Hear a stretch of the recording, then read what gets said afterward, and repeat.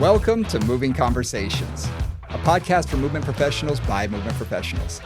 If you coach, train, or teach movement, Pilates, or fitness, then this podcast is for you. With more than 60 years of experience in fitness and Pilates, your hosts, Brian Ritchie and Nora St. John, explore the science of human movement, diving deep into the facts, myths, and common misconceptions, hoping to spark thought and conversation about how we view fitness and movement. Now, let's jump into Moving Conversations.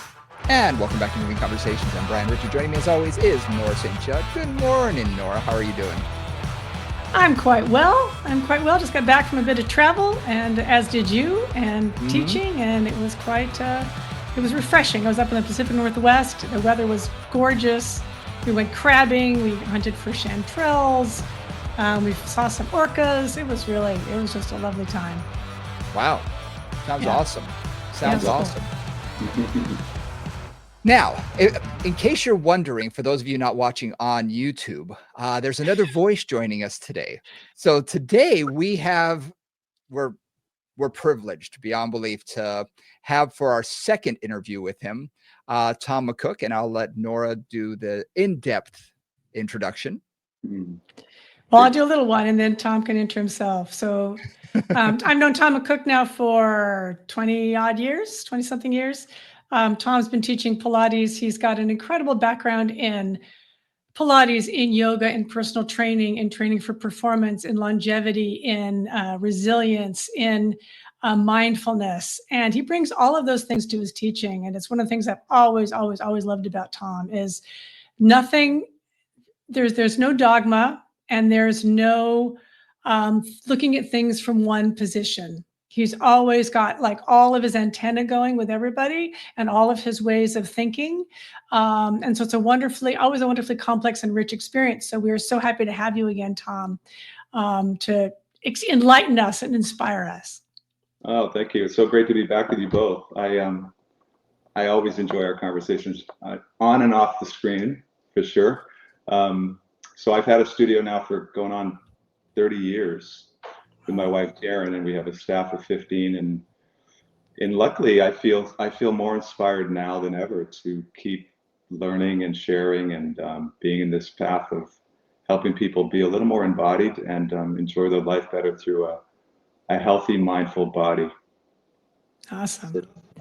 Isn't that sort of the case that as we age a little bit more and we realize what's important, and also how important movement is for us as well, that we become more inspired. We want to learn more. We want to bring more to what we're doing. And we're not trying to keep up with the Joneses so much as we're just trying to keep ourselves engaged and enlightened and informed and constantly learning.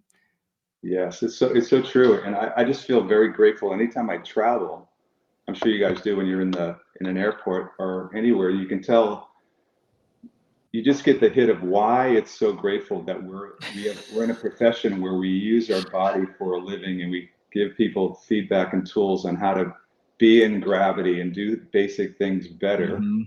I was home, and I was telling my family some things, and they said, why do I need to organize my body? That's what one of my siblings said to me, and I go, basically life is better when your body's organized, because not only organized, your brain's organized, you're more present, you have more facility, you respond better, everything's a little bit easier. Why wouldn't that be a great goal? You know? Mm-hmm.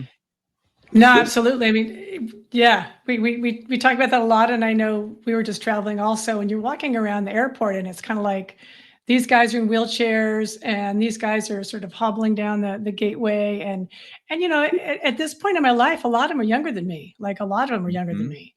And you see the challenges that not taking care of yourself leads to. You know, one of the things they talk about in terms of longevity stuff is you decline from wherever you start, right? Like as you age, things will change. Things will not necessarily remain as wonderful as they were when you were 30. That's the nature of it. But if you start at a better place, you have a much slower decline, and you're functional a whole lot longer. So that's kind of where we want to go. So true. And also, you know, we can take for granted too, because we've been doing this a long time. If you're just approaching taking care of yourself post 60 and you don't have any understanding of your body, it's a scary proposition. It is. You It know, is. so lot of gratefulness I feel at this age of doing simple things well. So that's Absolutely. kind of a nice thing to have the bar low, but also have a lot of benefits. So, one of the things we wanted to talk about today with you was basically a little bit of what we just talked about. So, how do you, in your teaching, how do you really inspire clients, keep them going, help them to understand what you're trying to get them to do, help them to embody the work that you're trying to transmit to them? You know, this we talk about this all the time at this point in our teaching is like, how are we more effective with our clients? One of the things I do really quickly in a session is I ask the person, what do they want to improve? Mm-hmm. So I do my best to make it personal to them as soon as possible, instead of going into my agenda of what I see and what I think they need. Even though I'm doing all that internally, I'm actually evaluating them as they're speaking, as they're staying in front of me, as they move, as I give them some assessments. All that's going on. But if I don't help them make it personal to them, I haven't opened the floodgates of trust and personal interest and inspiration around, okay, this guy's going to give me some useful stuff that's going to help me do what I want to do. And sometimes people don't know. So I have to help them keep questioning. So, what would this help you be able to do? What are you missing? What's going on with you now? What are you avoiding doing? So start by really exposing, why did they come in the first place? Mm-hmm. Even though that might be a road that's not a straight line. When they talk to me about that, they go, oh, my wife told me I should come in. Right. Which is fine. Whatever got them in the door, I even tell my teachers, it doesn't matter what got somebody in the door. Even if they say, I want a better butt, or all of those things are fine. But if we can hold in place that there's a lot more available for them, as a teacher, hold that broader view. So I always hold that broader view, but I also want to connect with them personally and let them know that I see them and I value what they value. So That's very important. I start there, and then they go, wow, this guy really cares. And I haven't even shared anything about anatomy or any of those things. And then if I do, when I give them an assessment, I'll tie what I see into how it's going to help them. Mm-hmm. So I always tie it back to what they want to improve. And then I'll explain to them, why is it good for your body to be aligned? People don't know. They'll say, No. I want better posture. They're mainly thinking of it from a visual perspective because they don't like the way they look in the mirror. Mm-hmm. They don't really understand that it's going to help them move better, have less discomfort, have better energy, all of those things. So I'll keep tying it back to why they came in. And then I'll guide them through, when I give them an experiential anatomy lesson, I'll explain to them how their nervous system works. I'll just keep it really simple. Say, you ever get a massage and somebody beats on your muscle and 3 days later your body's back to where it was? I go, that's because your nervous system wasn't re-educated. Your brain is making a particular choice because that's the best choice that it has right now. For whatever reason, I'm not sure what that reason is. So our job is to give it better choices. So for that to happen, we have to you've got to train your body to feel more and actually have a sense of where you are in space. So then you can direct yourself and get more out of every exercise you do. Would you be interested in that? You make it valuable. You show them the value in what you're doing. And in doing that, giving them that value, they can adhere to it and also buy into it. Yes. And not make it just about information. Right. Make it personal to them. Like, oh, wow. So if I understand how my nervous system works, I can train my body how to let go of neck tension. How cool would that be? Then I don't have to keep creating it. One of the things I always say when I'm teaching teachers, and I see it all the time. So I want to bring this up very, very explicitly right now, especially for any young teachers out there, is very often they feel like they have to just start in doing what they do. I see a lot of teachers just like, okay, lie down on the reformer, blah, blah, blah, blah, blah. I'm going to take you through an assessment, blah, blah, blah. Mm-hmm. And they don't ask them that question. They don't create that meaning and that purpose. And even when I'm training teachers to teach teachers, I always say, okay, so the first thing I want you to do is I want the sales pitch. I want you to tell me why this exercise is useful. Mm. I want to know. instead of just, okay, lie down, we're going to do this. Because what I find is a lot of teachers have an inherent understanding of why it's valuable, or they just believe their teachers and their teachers tell them it's valuable. They haven't embodied it themselves, but they're not able to basically say like why this is important and why this is important more specifically to you, which is what you're really bringing up, is that personal, customized approach. Really true. And you know, in nowadays times, 80% or more of the clients that come in for private sessions have stuff going on in their body. Yeah. They have balances, they have pain, they came to us not because they just wanted to get fit, it's because they got something going on. So if we don't tap into that and own the fact that the session is co-produced, it's produced between the client and the teacher. It's not just the teacher fixing somebody. Yep. And if you approach it that way, like I've approached it that way, you develop these lifelong or these long-term relationships with people that really value their time in the studio. That actually is a whole nother thing of satisfaction and gratitude for the space you've created too. So that's part of the learning too, is to create the space for people to be safe, and also then you can dance, then you can have fun with people and well, let's explore this. What do you think of that? And I also do my best, and I also teach my teachers this, to avoid the pitfall of quickly going into having answers of why something's the way it is.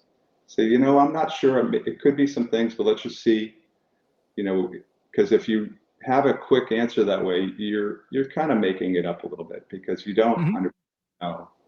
And I think a young teacher can do that because they think they need to know more than they feel like they do. So that can be a pitfall too. But in terms of the cueing, I use a variety of things. If I'm going to give somebody an anatomical cue, I always have anatomy, bones, or charts close by that I can show the person so they have a clear picture of what they see, and then have them touch their own body, use movement, imagery, and touch as part of the lesson so they can have no confusion. And then my feeling is that they can take it with them when they leave, even after one session. So they could take that understanding and go practice that stuff on their own, because if you come in 2 or 3 times a week in a 160 plus hour week, that's not enough. We'll need to move more, not less. And then the other piece is over the years, in the beginning especially, I gave people way too much homework, and they didn't do anything. I do one or two. I try to do 2 things. I try to do one thing, just do this. And if they'll do that, then I'll say, okay, do these 2 things. Right. And then once I want to add a third, I take away one of those. Otherwise. Build on success, for sure. And I think the other thing for new teachers is, you know, a lot of times, especially after COVID, people don't feel safe touching people. And I think that's, if you don't feel safe with that, that's fine. But work with a teacher that can guide you on teaching a student how to touch themselves in appropriate places, but then also learning some hands-on cues are invaluable for speeding up the learning curve, because you just can direct somebody's attention to something they can't sense as well really quickly. And that's, you know, my background in body work, I came into Pilates with that background. So that's a big piece of the learning curve too, is to give people tactile feedback. I think something that you've been sort of going around with this is you come at it from an education point of view. I'm always surprised at how little our clients really understand their own body, not only anatomically, but what's going on. And much like I go out to the normal average everyday person and say, explain to me the combustion engine of your car. They have no idea. That's what a mechanic's for. But when they understand some simple basic things, they can really, you know, drive the car better and understand that. I think it's the same with our bodies. When we explain things to them on a level that they understand, we don't have to talk at super high levels. But when, like you said, you can talk at a level that they understand, feel it on their own body, feel how the body's moving, that experience gives them something that they can take away. And now they understand their body at a deeper level than they did when they walked in the door. Absolutely. 100%. Go ahead. So I want to ask both of you, because I think it'd be interesting to hear both of you. So let's say you're trying to teach some kind of anatomical concept, where their pelvis is, or where their feet, how their feet work, or how their hips work, whatever. What approaches would you two take? So Brian, Tom, you've talked through some of those pieces, but just get to kind of specific about it. Like, how do you help somebody understand how their hip moves, for example?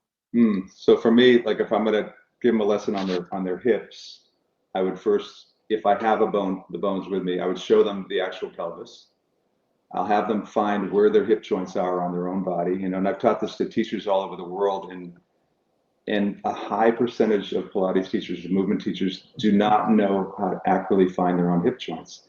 And it's not bad teachers, it's because they were not taught how to find it on their own body. They could pick it out on a skeleton, but your ability to find it on your own body gives you the ability to understand where that primary movement happens.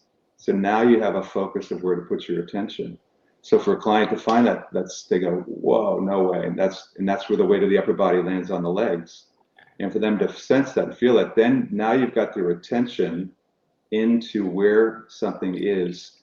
Then I'll go through the primary movements of the hips, why they have their hands there, and then I'll build in imagery, mirroring with their hands. And then if they have questions, they come up, or if their form is a little bit off, I'll expose that to them. So they go, so notice that, see if you can feel that you're doing this right now. So I won't fix them right away. I won't like stop them midstream. I'll let them do it badly as a way for me to assess what's going on. Right. But them notice the difference when they correct themselves, and just keep it simple. But then it becomes interesting. Then they're like, wow, so then they're not just doing a movement, they're inside their own biomechanics. Then it becomes a whole nother world of that. It doesn't matter that the movement is simple, they're inside of it. Then they're actually in a learning state. That's why you have clients for 25 years, right? Yeah. I mean, for me, if I, clients for the whole time I'm a studio for 16 years when I was teaching, and it's because they learned something new every time. There was something, got something out of it. They didn't come in and do a mindless workout. They got something out of it that they could take home and really learn. Yeah. So Brian, I'll say one more thing. Not to interrupt you. One more thing I say to them when they're doing this, I tell them 3,000 concepts. So from a neurological perspective, it takes 300 reps of conscious reps to improve a pattern, 3,000 to make it an unconscious new pattern. So I say, this isn't a one-off right now. This is something that you're going to do, hopefully, a lot, and you'll notice change by the attention you're bringing to it right now. So it's just little tidbits of information that are like, oh, we did the hip last time. Why are we doing it again? Right. So because they don't know. They think they're being demoted or something. So those little pieces of understanding the nervous system are useful to feed them in at the right time. Yeah. Really useful. Yeah. Nice. After you, Brian. It depends on the client who's in front of me, how long I've known them, what their level is. A lot of it comes down to that. A lot of times go by movement first. I'll let them do a couple of repetitions, even a full set sometimes. I draw attention to what I'm looking for so that they can put their attention in their own body. So I could say, if I'm having someone do a roll up, whatever it is, I could say, okay, I want you to focus here. Because if you don't tell them what to focus on, then their mind is on everything else, but sometimes what I'm focusing in on. So I want to give them that cue of what I'm looking for, but I also want to keep it short, simple, and one thing at a time. I don't want to overload their brain.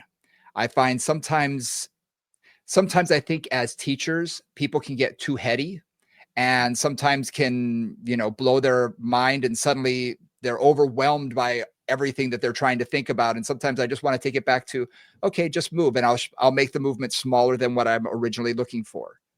And say, okay, I just want you to do this. Okay, now can you feel how your hip is sinking here? Can you feel that? And I'll explain. If I have the bones, it's great because I can do that. If not, I just use my hands and I say, here's your hip bone. And I'll explain how the hip is moving in the socket. I'll say, now, as you drop down, can you feel how that is moving? Can you feel? And they'll go, oh, okay. I say, now take it an inch lower. Now take it an inch lower, or whatever I'm trying to get them to do. And that way their mind is on that one spot that I'm looking for, while I'm looking at the bigger picture. Again, I'm looking at it from a huge global perspective, but I'm having them focus on that local focus here. And that may be all you're going to focus in on today. And then next time I'm going to change that focus a little bit once they get one down. I'm thinking of a client who couldn't do a lunge to save his life. And it took us probably 6 weeks before he could actually get it properly, because I had to keep doing one small thing at a time, one small correction at a time, without overloading him. And finally he was doing it. He said, wow, this just feels natural. This feels easy.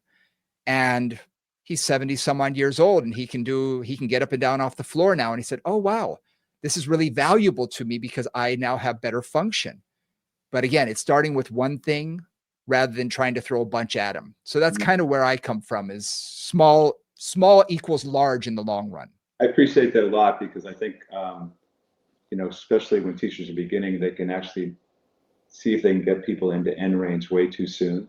Instead of saying, no, the goal is to have this person move well and take the little pieces of progress so they can actually feel successful and embodied while they're doing it, instead of maybe irritated or overly sore after a session that doesn't make them inspired to come back either.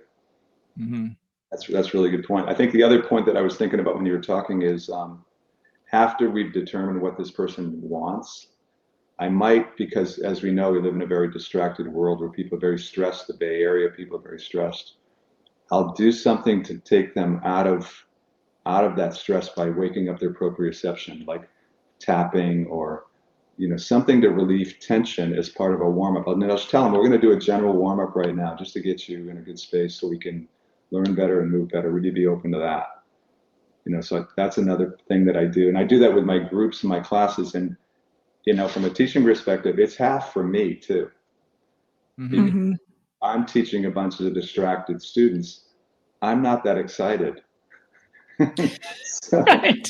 Your inspiration is lower. So if I can set the tone to get people to make the transition from whatever they were just doing to come into feeling themselves, the class flows so much better, or a private session. So that's really useful too. I think also simplification sometimes. I'm thinking of something as simple as like a squat. Everyone thinks that everybody should be able to do that. But for some people, they have a hard time negotiating that. They do it completely wrong. So sometimes breaking down just one component. Yes. Yeah. And that way, and building up on that, it may be one session that it takes, or maybe 5 or 6 sessions, but building up on that one small movement first. Working on the hip hinge, taking the bridge and using that to feel, do you feel how your hip is moving? Okay, I want you to feel the same thing now when we take you into a different position, maybe kneeling, maybe standing, whatever it is. So they can say, oh yeah, I can feel it feels the same. But trying to get them engaged in different positions, but the same type of movement. And, sometimes it's also just cut bait. If they're not doing what it looks like, sometimes it's like, okay, you know what? Maybe it's not working today. Maybe we'll come back to it later. Because sometimes I think our brains need time to process the information before they can really organize it properly. So sometimes it's like, okay, that looked ugly. And I'm not going to tell them that, but I'm thinking in my head, that's ugly. Okay. Next time it will look better. You're going to have a week to figure that out, and it will look a little bit better next week or a couple days or whatever it is. And then they come back, and usually they've figured out how to do it a little bit better at least. And then we can make more progress. No, I appreciate that. Over the last maybe 8 years, I've been really fascinated with the feet. So a lot of my starting with people is just how they basically stand, and educating them about their primary 3 foot points. So usually that starts the plane of looking through their body, where like, how are they relating to gravity? And that's a big part of how I work with people, is how are they in gravity? How are they managing their body in space? And helping them understand what they're currently doing. And I might say something to them about actual center and perceived center. What do you mean by that? So if I'm shifted and this is where I live, even though it's uncomfortable, This is my brain's understanding of perceived center, even though it's faulty. Where your hip is slung out to the side sort of thing? Your ribs are shifted, you're just hanging.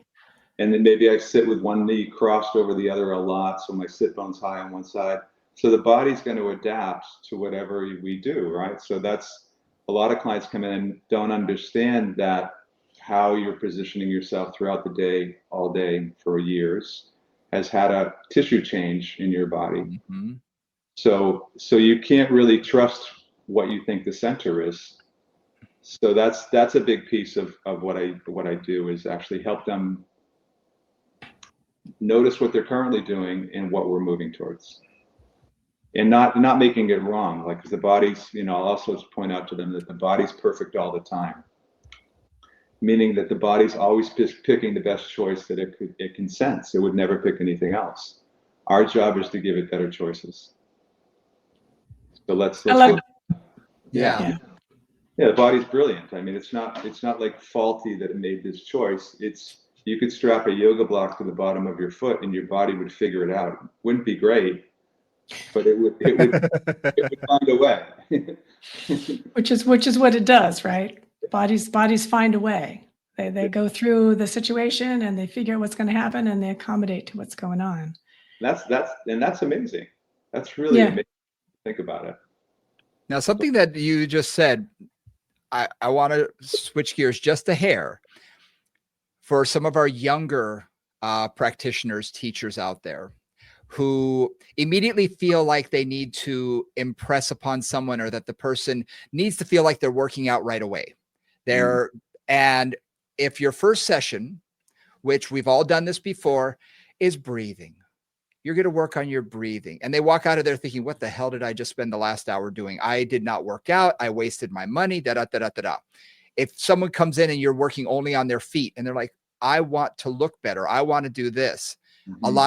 A lot of newer instructors won't take that time necessarily to do that, because they're, they want to work out. They want to get on the reformer the first day or whatever it is. So how do you teach your instructors, or how do you work with a client who comes in who has certain expectations and you're going to sort of blow those expectations out of the water a little bit? Now, great question. I think, if someone comes in and they really want to work out, that's their goal. I'm completely fine with that. So I recommend with all teachers, especially new teachers, have only allowed 10 minutes for your assessment. So that could be they filled out an intake, they tell you what's going on in their body, they tell you why they came in, you make their standing assessment, you have to do some movement assessments, then you get them moving. So you really take them in through a workout, and you let the workout reveal what you continue to work on, but you don't make it a workshop. You make it a movement experience where you're there to give them cueing to make their movements better. But also especially if you're new, you have a goal of giving them a balanced workout. And that should be the goal, is actually to get them through 10 to 20 movements, depending on the person. If they're deconditioned, it's going to be on the more towards the 10 side. But if they're fairly conditioned, you can get through 15 to 20 exercises in an hour, your first session with somebody. And I think that's totally reasonable. And I think it's a mistake. The mistake that I see that teachers make is they spend too much time explaining the movement, and the person hasn't experienced it yet. Yeah, absolutely. So that's another breakdown, is like, I always tell the teachers, when you show somebody the exercise, show them 1 or 2 reps. Do not do 5 or 6 of them, and do not explain too much about what it's for. Give them like one answer. We're going to do rollbacks. This is to strengthen your core, mobilize your spine. Sit down. Here we go. So keep it simple, and then get them set up correctly. And then that way if you can minimize time in between the exercises, you have enough time. And I want to pull a bunch of things out of what you just said, because it's so true. So the first thing is, don't over explain, especially before they've experienced it. And I've said this many times to teachers. It's like, you have just wasted that entire beautiful little poetic thing you just did. that means nothing because they have nothing to attach it to. But until they've experienced it, they got nothing. The other thing too is I coined the term assessorcizes, right? While I'm watching somebody move, I'm watching a move. And I think for a beginner teacher to have what I think of as a safe, balanced program, touches all the points. Even if things are really ugly, they're not generally going to hurt themselves. Like just, they can be funky. They can be all over the map in that first workout because you're going to be doing some light corrections and kind of figuring out where you want to go, but you're not necessarily going to be hopefully diving in and spending 25 minutes on footwork that first session. Maybe you do if that's what you're working on, but a lot of times you're going to want to say, okay, let's just go through all these and get a bigger overview of what's happening with them. Because it's also easy for a beginner teacher or an experienced teacher to dive into something, like they see one thing, they dive into that, and then you spend like the whole hour on that. Yeah. Even if you're doing and so those are also things that like just, take a bit. Oh, you notice something, work a little bit on that, let it go, take the next thing and let them really move. Because that really is the point, trying to get them to move as much as you can. That's really great. The other thing that's really helpful is to use position change. Every position change is an opportunity to teach one movement principle. Yeah. If you're on all fours, teach them alignment, core activation. Teach them scapular glides. If they're supine, teach them pelvic curls as a prelude into spinal movement, bridging and all that. So you can use the position change to build in the learning around, the refinement with just as it being the beginning of the exercise. Right. So then sitting. Yeah. How am I stacking myself up on my sit bones when I'm sitting? Where am I? Am I behind? Am I in front? Yeah. All of that can just be built into the exercise and the change of positions, which can make the workout flow and not get laborious and too dragging or also too heady, which is I think for teachers that are beginning, they have to be willing to say less and move more. And then I think if they, as I think in the beginning, people can find like one gear. Yeah. Like, here is 8 exercises in an hour, which is, it's okay. Nothing wrong with that gear, but you want to have like maybe 4 more gears. So the way to get you 4 more gears is to practice it on yourself and your students that are in training with you, or your practice students. Like set the timer. Practice getting quicker, and that doesn't mean talking faster. It means not wasting time. Isn't that the truth? Isn't that the truth? I've even found with myself sometimes, with clients, sometimes you do tend to slow down and give them possibly too much time to rest because conversation takes in and things like that. And yet when I'm working out, even myself, I find myself going much faster because it's like, okay, next thing. And it reminds me that, okay, yeah, we can move this along. We can still talk, because let's face it, clients still want to have that relationship and that connection with us, but we can still keep things moving. Right. We can still keep the exercises flowing. So I've told my staff all the time, creating flow between exercises and your whole workout is really important so that they feel that they're, have that one thing's leading to the next, leading to the next, leading to the next. But I agree. I see it all the time. A lot of sort of stumbling and not moving on to the next thing. Yeah, no, it's so true. And I think with the clients, and I think, for a lot of clients, their session with their teacher might be the most social point of their whole week. Yeah. 100%. You don't want to discredit that, but what I tend to do with people that are a little more on the chatty side, I'll say, okay, we're going to do 4 exercises in a row. We're building towards this thing. So we're not going to rest in between. You good with that? So I preset them. Nice. So they don't like let down and go, hey, how was your day? Right. They know things are going to keep moving. Yeah. So I think that's like how we can hold it where it's not from a tension place or an uptight place, that we're presetting their listening and their intentions a little bit. Well, I think you said it best is you set up the expectation. Yeah. Yeah. And I think that is very important. I mean, like you said, with your assessment, I will tell them on the phone before they ever come in what to expect the first session. I give them the expectation. That's so great. that they're not going to be disappointed. They know what to expect that first session. And during that first session, if it is mostly medical history and all of that, and with some movement, I'll say, okay, now your next session is going to be yada, da, da, da, and not every exercise, but we're going to go through this. We're going to go through that. We're going to have you this. I'm going to give you homework to do. That way, when I meet those expectations, I'm setting up the expectations and I meet them, it feels, oh, okay, this feels comfortable. Rather than, I don't know what's going on. Everything's so foreign to me. You're giving the expectations, you're meeting them. So when you just said, tell them what's coming. Yeah. Give them that. And so when you meet it, perfect. No, that's great. That's great. And also make it, another thing I didn't mention is make it safe for them to say, that doesn't feel good. Yes. Oh, yeah. Yeah. Because a lot of times clients won't tell you, 3 exercises ago, my back was killing me. So we need that up front.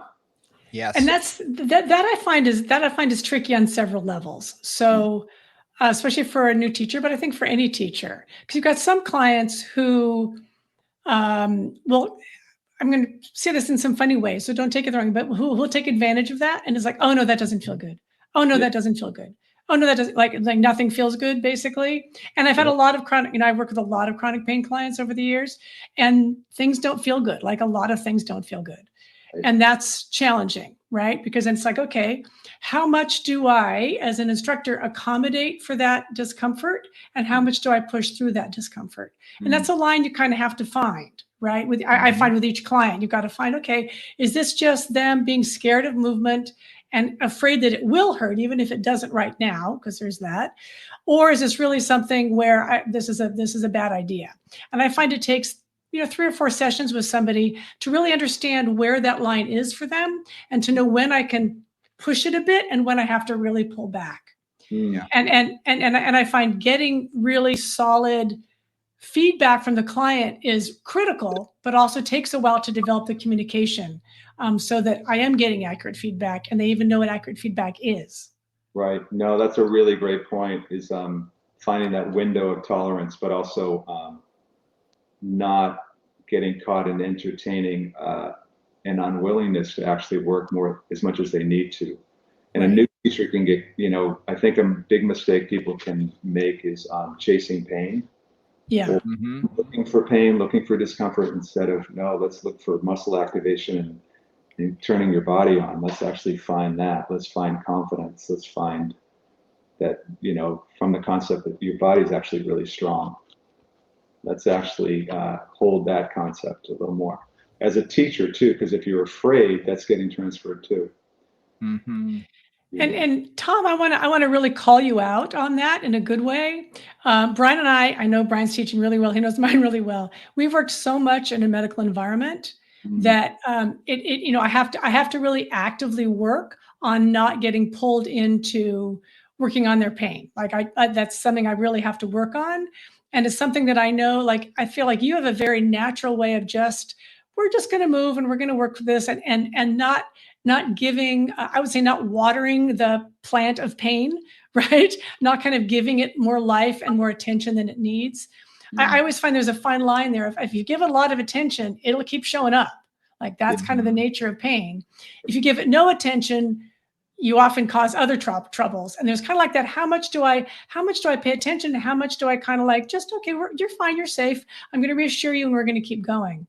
I find that's a really interesting line that I have with, clients every day, pretty much. It is. It's what's interesting about it is, like a lot of the Pilates exercises, the starting position, having people lie down on their back, seems to be a position that can make people uncomfortable. So a lot of times, if that's the case, if I have somebody who has potential back discomfort lying down, I'll spend the first half hour standing. Yeah. Or do chair work sitting, do core line, so I'll get them in a position where it's not even part of their mental thoughts. It's more about learning how to align their body and turn it on, and the pain usually doesn't even come up. Right. So after working with them, you find this, the place where they're pretty comfortable and the Yeah. pain recedes because they're Yeah. not focusing on it.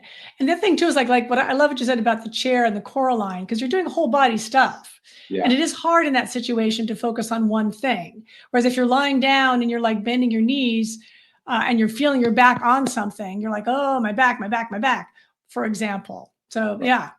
Yeah, because if you came in because you had pain, your mind can, reflexively be looking for it. Yes, Mhm. absolutely.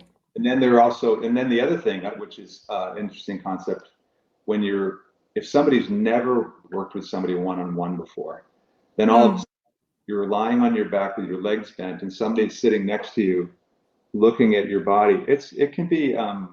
slightly intimidating and Intimidate. overwhelming. But Absolutely. upright, and they're either on a piece of equipment that's occupying their attention, it can be a little more of a functional road in.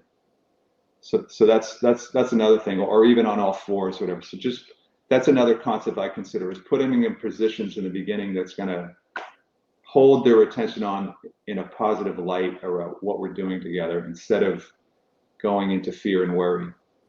Well, and giving them a non-vulnerable position. I mean, this is a little silly, but I know when we first were presenting the core line at different fitness events, right? You're at a fitness event. Nobody really wanted to lie down on the reformer in a fitness environment, which is this big, crazy, convention centers, because it's too vulnerable. I mean, if you're lying down, putting your feet on the footbar, like that's a vulnerable position. Feet in straps, forget it. That's a really vulnerable position. But Right. standing up, like, okay, I'm good. I'm standing up. I'm embodied. I'm safe. I'm in control of what's happening. It's a much more really powerful position to be in, to put yourself in. So Yeah, that's an interesting way to put that. true. And those, to speak about learning too, the core line or even the OOV or these pieces of equipment that are inherently unstable actually create an attention grabber. Like you can't Absolutely. do these without paying attention a lot. So you Yep. don't. So we're educating them by having this whole nother separate system that pulls their attention in without us having to say anything, other than getting them set up correctly and keeping it safe. So I think that's a brilliant thing that I use a lot, and I value it more and more. Because I think from my own body, from my history, I'm slightly towards the hypermobile side. So for me, I need more stability and feedback, especially at this point in my life. So I gravitate towards those type of equipment that actually give me that feedback. And I want to bring this up for you because I know you're all about the feet, and Mm. a lot of the feet are this incredibly powerful proprioceptive force in our body. But Hmm. there's all kinds of nerve endings on there that tell the whole rest of the body what to do, and however you land on those feet, everything else is responding to that. Yes. And Coraline is very similar, right? Mm. Except that now you've got feet, but the feet are also, at least if you're standing, you've also got like this instability there at the feet. And it enhances proprioception. I mean, same thing with the OOV, same thing with rollers and balls and other kinds of things. But that's such a wonderful place to get that really powerful three-dimensional through the hands, through the feet, proprioceptive feedback that makes your awareness increase. Right. Yes. And that's if you're teaching somebody, if they can become aware of something new, then they can make a different choice, right? If they can feel it, they can change it. Right. And those tools are really key. Right. And even coming back to just Pilates or what we began with how do we work with somebody, I think in your assessment or in your sessions with somebody, you can make it easily slightly unstable in your assessment, Hmm. which is another way to collect their attention. Have Yes. one foot off the ground, like all of those things that actually light stuff up in a way that they're going to get a lot of feedback, you're going to get a lot of feedback. But the big, most important point from my perspective is you've collected their attention. Mhm. That's where Yep. that's where the learning happens. So that's kind of like our goal. Our job as teachers is how do we get somebody to continually bring their attention back to their body, back to their own experience, back to how they're managing themselves over and over and over and over again. And as a teacher, we have the opportunity to help them do that way more than they probably would do it on their own in an hour's time, which is our, one of our value adds. So I just think that's, and as a, a new teacher, you can hold those concepts that it doesn't have to be hard or complicated, but it's, you're making change by helping them direct their attention to their body over and over again. And I love the fact that you were saying in getting their attention to their body and focusing on what they can do rather than what they can't do, which I think all of us deal with clients who are in pain. Nora and I both do, mostly chronic pain clients, and their focus in their daily life is so much on that. What I can't do. Yeah. Right. And they're always looking for that. I just had a client leave me today that I put him on something. It's like my knee. And I had him do an exercise that was brand new to him. And you could see him trying to feel that. And I said, let it go. Either you're going to feel it or you don't. Don't make it happen. Pain. Don't hunt for the pain. Exactly. I love that term. Don't hunt for it. I said, don't look for it. It's either there or it's not. He was like, oh, yeah, you're right. And it's like, okay, find what they can do. What position does work for them? Because like you said, supine may not, but quadruped might, or kneeling might, or chair might. So really giving them permission to be comfortable in a situation where, let's face it, most people coming to us who are not fitness people, who are not Pilates people, they're already a little uncomfortable. They're in an environment that's not theirs, unlike us, that we walk into a gym, we feel naturally comfortable. I remember going to a fitness conference with a friend of mine, and she is comfortable in any room she's ever been in, and she felt incredibly uncomfortable because that was a world that was not hers. And it was like, oh, whereas for me, I felt incredibly comfortable. So clients that come to us, it reminds me, put them in positions where they're comfortable doing things that they may feel comfortable doing, and initiate with that and building on to that. Yeah. It's always an easy way to do it, to me. That's a big point. That's a really big point. And what I find too, for new teachers, one of the struggles they have is when somebody can't do something well or can't do it the way they want them to, they don't know where to go. Yeah. Or they don't know where to stop too. And they don't know where to stop. They'll let them do it badly and go, oh, okay. They beat it like a dead horse. They just keep trying it instead of, like you say, going to something else. Yes, right. Drop it, move on. Yeah. Or even, and I think that, or even like basically teaching people how to turn their muscles on, which is a skill. And it seems like it's foreign for teachers in the beginning to teach people how to actually initiate a movement, especially like the back of the legs, or use their core correctly, or use their lats or their mid back. Like, how do I turn it on simply? Yeah. How do I get somebody to feel that? So that can be a real learning piece for teachers too, just to explore in their own body. They can even take out Andrew Beal's book, Trail Guide to the Body, and say, look at the muscle now, just feel it in your own body, feel the direction and how it moves. There's a great road for you to share with your client when they're doing something. If they're doing pulling straps and their shoulders are all forward, they clearly do not know how to retract their shoulders when they're fighting gravity and use the correct muscles. So stand them up, have them do it standing, then put them back down, see how it goes. We were talking earlier, you said you went out golfing recently. How many people get what's called the yips by doing something wrong over and over and over again until they've ingrained it into their body, and then they can't erase it? That becomes their pattern. Absolutely. And I think the same thing can happen in fitness and Pilates, is that if you don't know when to cut bait, when you don't know when to just have permission to let the exercise go and find something else, I can't tell you how many times I will and I don't try and make the client wrong. That's a big thing for me. I don't want them to feel like they failed. So sometimes if something's just not working, and no matter what I say, I'll say, you know what? I got a better idea. Want to try something new? And I'll turn around and walk the other direction, and they'll follow me. I don't know where I'm going. I have no idea what I'm going to have them do. I'm just heading over there now, and I'm going to find something before I get there. But by recentering them and not making them wrong, but knowing, okay, that wasn't working and it wasn't getting any better, let's just change gears. and giving myself permission to just say, you know what, if for whatever reason that didn't work, we'll come back to it at a later time or a later date. And I think that's important for teachers to have that permission to just let it go and move on. Mm-hmm.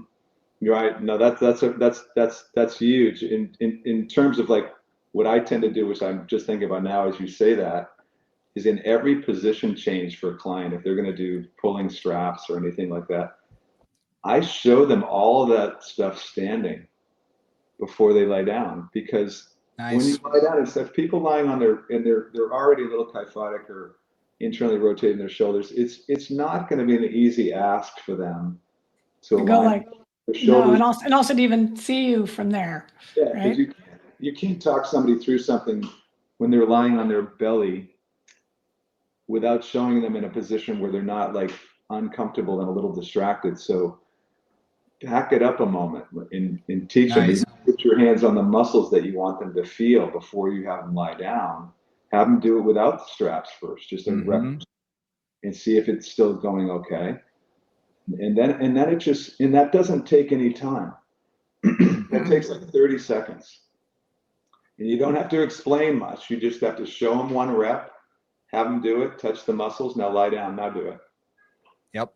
And it happened, and it just, everything changes. I still see students, because I teach a lot of groups of teachers. I still see teachers that are doing those exercises incorrectly because they don't have that awareness of how to really get their position before they even extend the spine. And that makes the whole exercise completely change. Even if you're using really light weight, like one blue, it's like, oh, okay, now I'm feeling what I should be feeling, I guess. And I think the other thing, if a client is saying, I don't feel something after a session, it's probably true. Yes, that's true. That's feedback. Like, yeah, that's feedback you should listen to. Yeah, so you can go, okay, so that would be good. Okay, my goal in the next session is to have them feel their muscles more. Yeah. That's great feedback. Instead of, oh, I screwed up, or no, I just got feedback because you're in this dance with another human being, of actually to help them navigate how to feel their body, be led by somebody else, and get the results they're looking for. So how do I tie that all together and take what they're saying in a constructive way, and also don't get too uptight about it? Right. Yeah. Right. The other thing too, which this reminds me of, is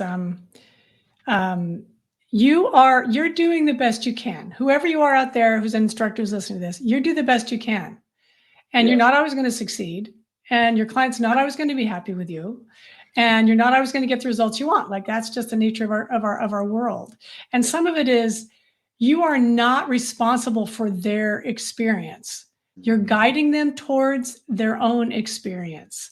And this took me a long time to learn, which is why I always have to say it to teachers. Like, be aware of that. Like, whatever is happening with that client, your job is just to do your best to point them in the direction and give them other choices of something that they maybe are not doing as well as they could. Yeah.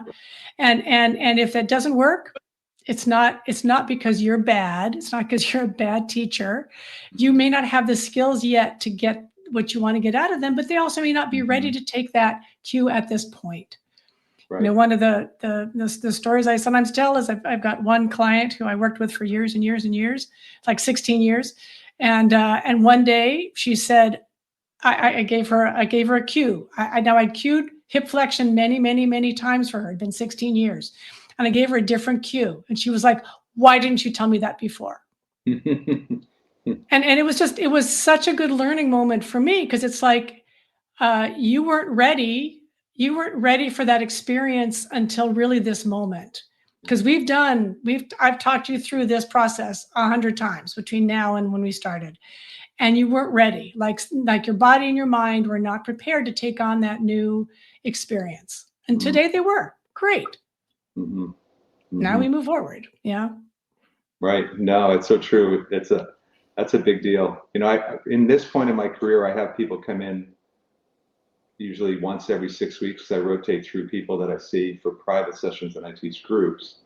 And most of the time when they come in, I'm working on specific things they want to work on, whether it's improving their golf swing or they're working on some issue in their body. So I really let the client tell me at this point, and I think it's useful for young teachers too. Keep coming back to what do they want to improve, and address that. Even if you're giving them a general workout, address that as part of your theme. Yeah. Like really hold that. So you're really you're amplifying the attention by making it conscious that you heard them, and that you maybe somewhere in the session you say, no, this is going to help you with that goal you have. And you keep that alive, and then the session has meaning and actually momentum to it. Absolutely. Again, it's This comes purpose full and circle. focus. Yeah. And that seems to be cool. Yeah. Yeah, very important to reiterate that, but at the same time also I find that when someone comes to me, for instance, they may have a certain goal today, but that goal may change down the road.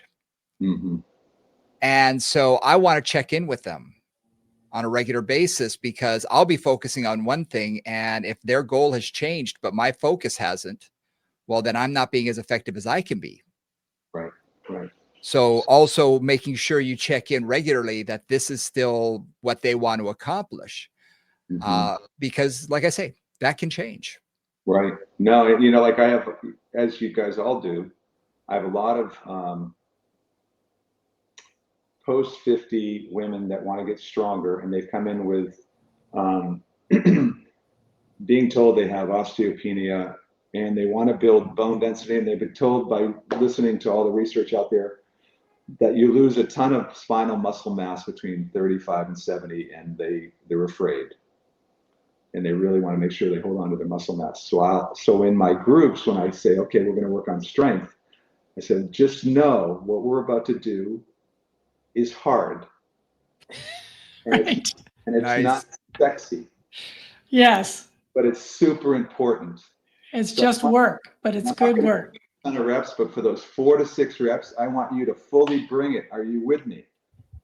Nice. I love it. Okay. Oh, by the way, after they're done, we're going to do another set.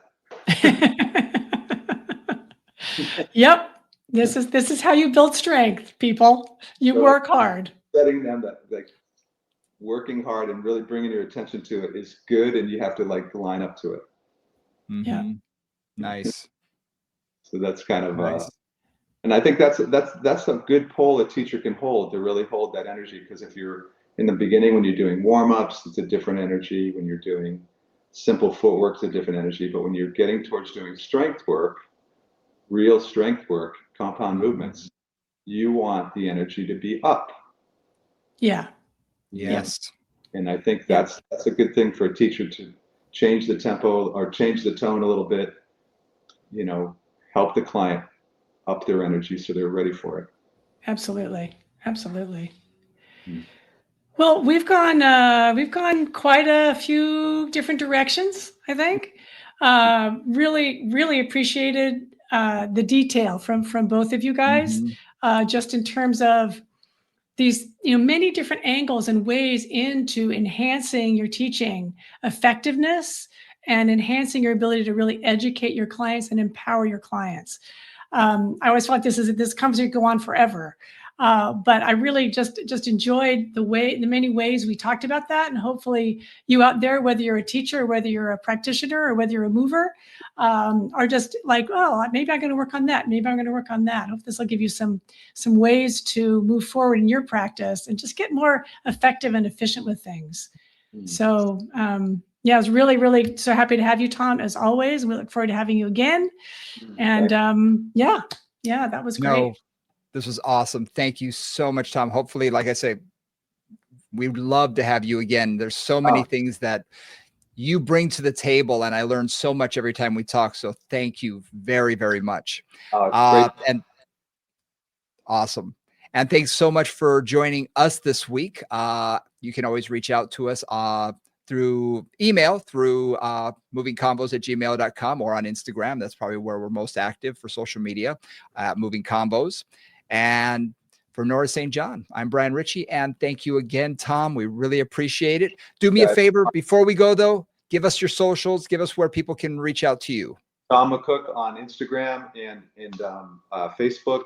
Centerofbalance.com is our studio, and I'll be doing a mentorship program in January for teachers that are interested in fantastic. Coming. So thank you so much. It's always a pleasure to be with you. I look forward to all of our conversations. Awesome. Thank you so Thanks, much. We'll Tom. see y'all next week. Sounds good.